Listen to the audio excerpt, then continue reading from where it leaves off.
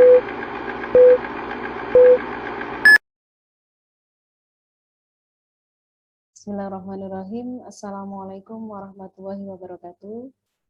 Selamat pagi teman-teman semuanya. Yang terhormat Profesor Dr. Heri Pratikto MSI selaku dosen pengampu mata kuliah Filsafat Ekonomi dan teman-teman semua yang berbahagia. Di sini kelompok kami, saya yang beranggotakan saya Ita Nuriana dan Menik Kurniasiwi akan mempresentasikan hasil dari diskusi kelompok kami dengan tema ilmu metafisika sebagai metafisika yang dinaturalisasi. Adapun beberapa hasil dari diskusi kami nanti yang terkait dengan definisi metafisika, kemudian filsuf penentang dan pendukung metafisika, dan manfaat metafisika bagi ilmu pengetahuan. Nah, mengenai definisi metafisika nanti akan dipresentasikan oleh teman saya, Mbak Menik Kurniasiwi. Kepada Mbak Menik, kami persilahkan. Baik, terima kasih banyak Mbak Ita. Mohon izin kepada Prof. Heri dan teman-teman, saya share screen dulu.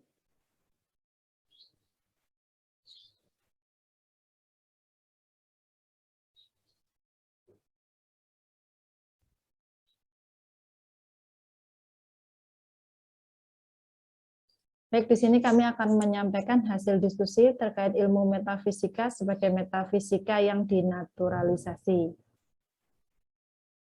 Untuk pembagian materinya, itu yang pertama kita bahas terkait dengan definisi metafisika, kemudian dilanjutkan dengan filsuf, penentang dan pendukung metafisika, dan yang terakhir adalah metafisika dan hubungannya dengan ilmu pengetahuan. Metafisika menurut Hoderick's Oxford Companion to Philosophy tahun 98 itu menjadi satu materi atau ilmu yang berdiri di atas first order kritologi. Di sini untuk first order kritologi itu ada metafisika, epistemologi, aksiologi, dan logika. Sementara untuk second order kritologinya ada etika, filsafat ilmu, filsafat bahasa, filsafat pikiran. Sementara yang ketiga, atau third order kritologinya itu filsafat hukum, filsafat pendidikan, dan filsafat sejarah. Di sini kita bisa melihat bahwa metafisika itu menduduki peringkat pertama dalam pola pikir manusia.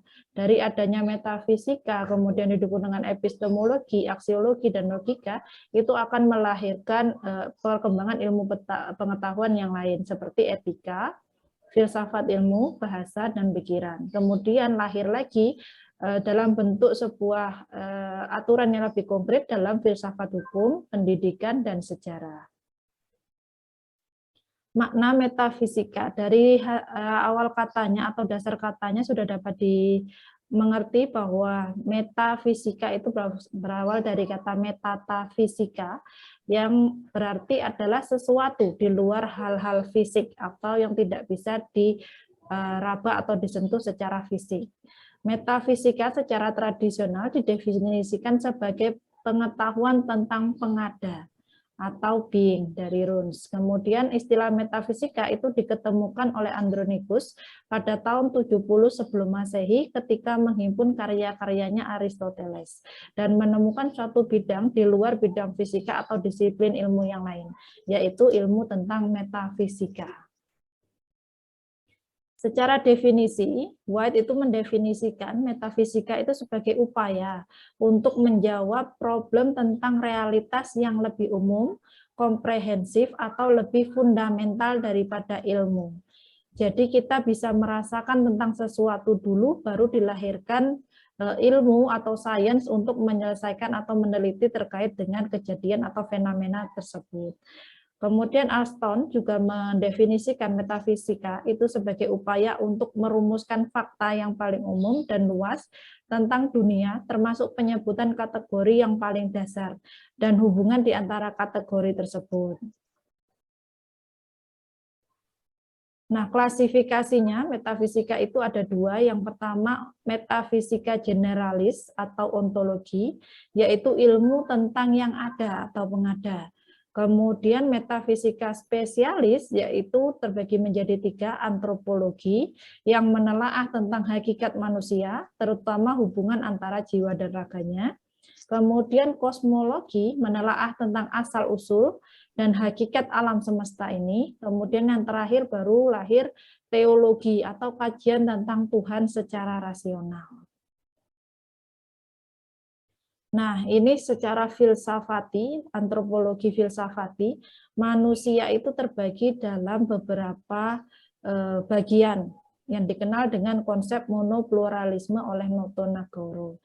Yang pertama, inti dari manusia itu adalah hakikat kodrat manusia itu sendiri.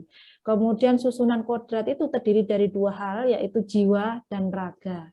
Sementara manusia itu memiliki sifat kodrat sebagai makhluk individu dan makhluk sosial. Dan yang terakhir, kedudukannya manusia itu sebagai makhluk otonom atau yang bisa berdiri sendiri, kemudian juga sebagai makhluk Tuhan, yaitu sebagai hamba yang harus mengikuti aturan yang sudah ditentukan oleh Tuhan. Nah, kosmologi, secara kosmologi filsafati, filsafat alam itu berusaha mencari asal.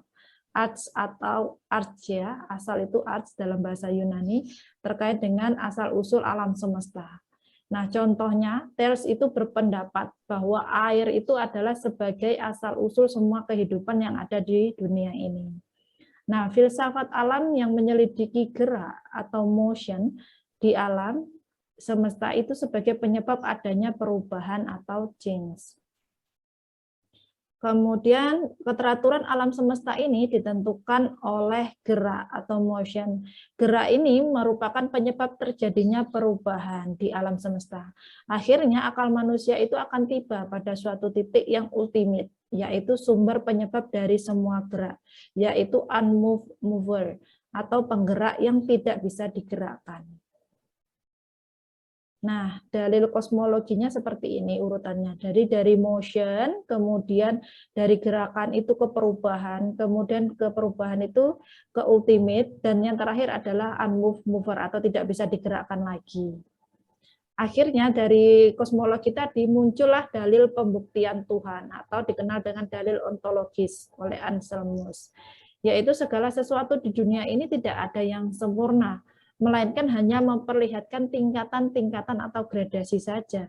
Misalnya mulai dari kita bayi, lahir bayi, kemudian menjadi anak-anak, kemudian menjadi remaja, dewasa, kemudian menjadi tua, dan akhirnya kembali ke mati lagi. Nah, itu merupakan tingkatan-tingkatan atau gradasi, dan tidak ada satu makhluk pun di dunia ini yang sempurna dan abadi. Nah, tapi ada satu hal yang paling sempurna yang bisa mengatasi semua ketidaksempurnaan itu, yakni the perfect being. Nah, ini awal mula pembuktian bahwa Tuhan itu sebenarnya ada gitu. Kemudian didukung dengan dalil teleologisnya dari William Paley, yaitu benda-benda di ruang alam semesta itu memiliki gerak yang bertujuan, seperti matahari, bumi, planet-planet itu sebenarnya gerakannya memiliki tujuan tertentu atau teleos, ya, makanya disebut dengan dalil teleologis. Kemudian sehingga alam semesta ini merupakan karya seni yang terbesar yang membuktikan adanya a greater intelligent designer. Jadi nggak mungkin alam ini ada sendiri gitu. Pasti ada yang menciptakan, dan yang menciptakan ini memiliki tujuan. Makanya keluar yang namanya dalil teleologis tadi.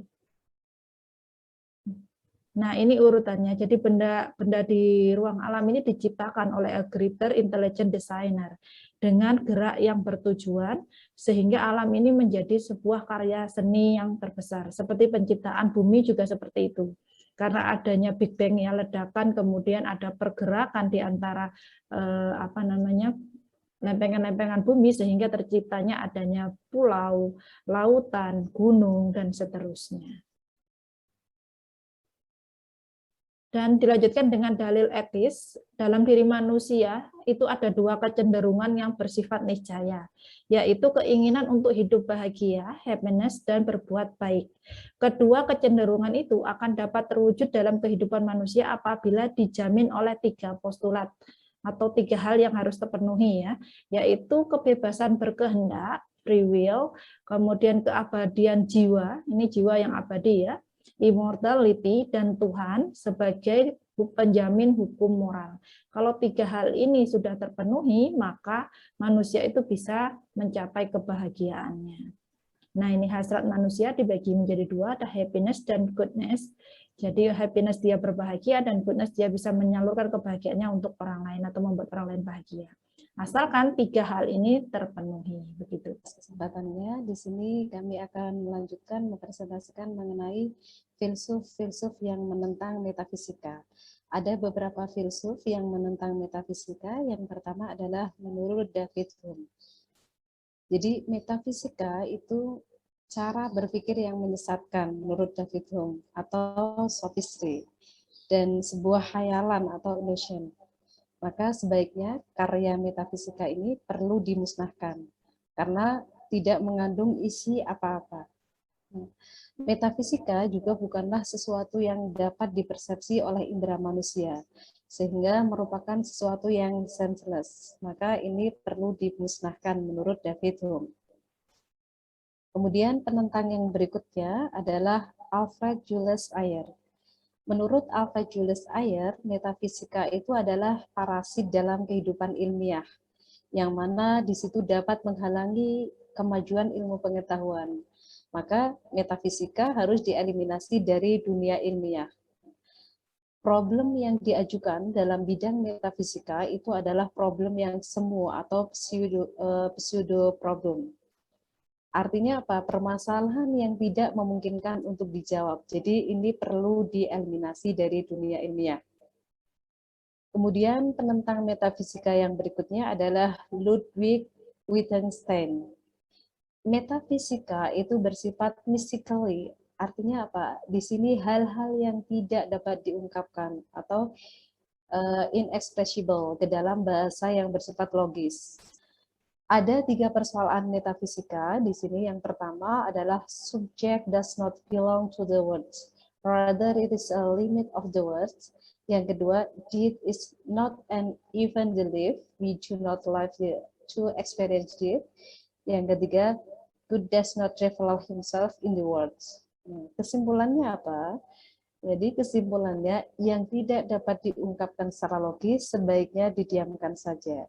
Jadi tidak perlu diungkit atau dipelajari lebih mendalam. Ini menurut Ludwig Wittgenstein. Atau what we cannot speak about, we must pass over in silence. Itu adalah tadi beberapa filsuf penentang metafisika.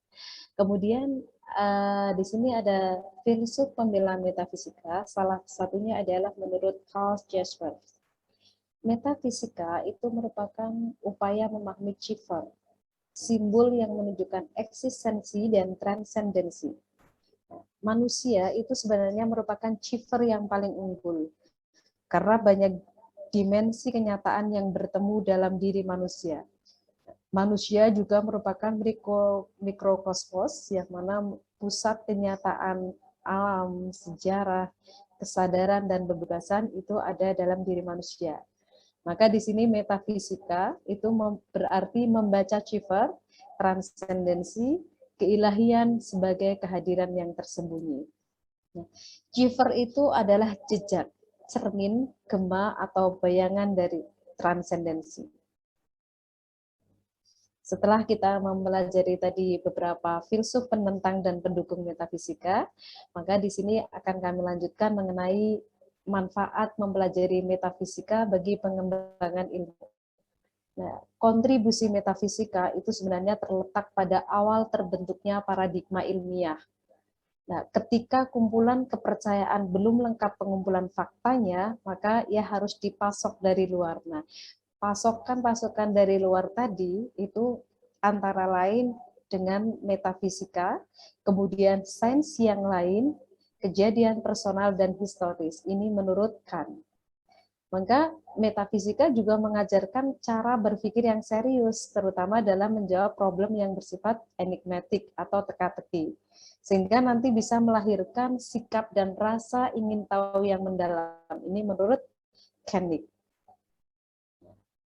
Selain itu, dengan mempelajari metafisika, kita bisa mengajarkan sikap yang open-ended. Nah, sehingga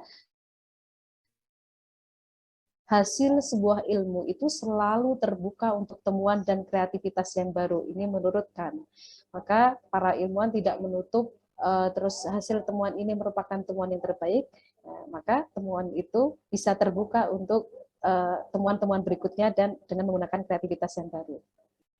Perdebatan dalam metafisika itu juga melahirkan sebuah berbagai macam aliran yang mainstream, seperti muncullah aliran monisme, dualisme, pluralisme, sehingga di sini memicu proses ramifikasi berupa lahirnya pencabangan ilmu. Ini menurut Kant. Metafisika juga menuntut orisinalitas berpikir, karena setiap metafiskus itu menyodorkan cara berpikir yang cenderung subjektif, dan itu bisa menciptakan terminologi filsafat yang khas. Nah, situasi semacam inilah yang diperlukan untuk pengembangan ilmu dan dalam menerapkan heuristika. Ini menurut Van Dorsen.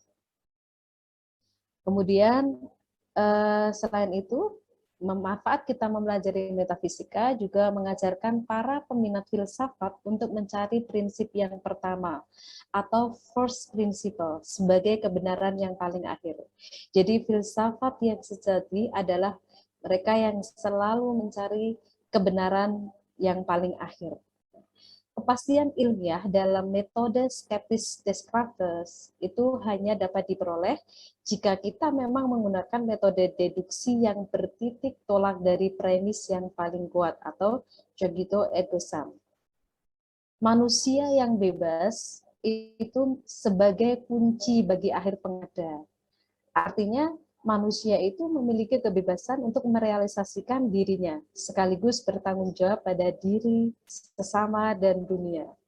Perlu kita tekankan bahwa di samping manusia memiliki kebebasan, mereka juga harus bertanggung jawab bagi diri, sesama, dan dunia. Maka penghayatan atas kebebasan itu di satu pihak dan tanggung jawab di pihak lain itu merupakan sebuah kontribusi penting bagi perkembangan ilmu yang syarat dengan nilai atau not value free. Ini menurut Bakir. Kemudian mempelajari metafisika juga mengandung potensi untuk menjalin komunikasi antara pengada yang satu dan pengada yang lain. Nah, di sini penting sekali karena aplikasi dalam ilmu itu berupa komunikasi antar ilmuwan mutlak dibutuhkan. Tidak hanya ilmuwan sejenis, tetapi juga antar disiplin ilmu, sehingga inilah yang akan memperkaya pemahaman atas realitas keilmuan. Ini menurut Bakir. Kemudian kita bisa, setelah kita mempelajari manfaat metafisikal, tadi kita sebenarnya apa saja hubungan antara metafisika dengan epistemologi, dengan aksiologi, dan dengan logika. Dengan epistemologi, hubungan metafisika itu sebenarnya terletak di kebenaran atau truth. Seperti titik omega bagi pencapaian pengetahuan, itu kaitannya atau hubungannya metafisika dengan epistemologi. Sedangkan hubungan metafisika dengan aksiologi itu terletak di nilainya atau aksiosnya atau value-nya. Sebagai kualitas yang inheren pada suatu objek, nah, di sini objeknya mungkin dapat diindra, namun kualitasnya itu sendiri bersifat metafisik atau di luar hal-hal yang fisik, tidak bisa dijangkau secara fisik. Untuk hubungan metafisika dengan logika itu bersifat simbiosis mutualistik. Di satu pihak, terkadang metafisika itu juga memerlukan logika untuk membangun argumentasi yang meyakinkan. Tetapi di pihak lain, simbol dan prinsip-prinsip logika tadi itu sebenarnya merupakan wajah metafisika, karena sifatnya yang abstrak. Kita bisa melihat di sini di gambar berikut ini. Ini diagram ini menunjukkan hubungan metafisika dengan epistemologi. Ini letaknya di kebenaran atau truth. Kemudian hubungan metafisika dengan aksiologi. Ini letaknya ada di nilai. Jadi nanti yang syarat dengan nilai itu nanti hubungan antara metafisika dengan logika. Ini simbol-simbol dan kemudian kaitannya antara logika dan metafisika itu sebenarnya di argumentasinya. Demikianlah presentasi dari kelompok kami mengenai ilmu metafisika sebagai metafisika yang dinaturalisasi. Semoga bermanfaat. Terima kasih. Wassalamualaikum warahmatullahi wabarakatuh.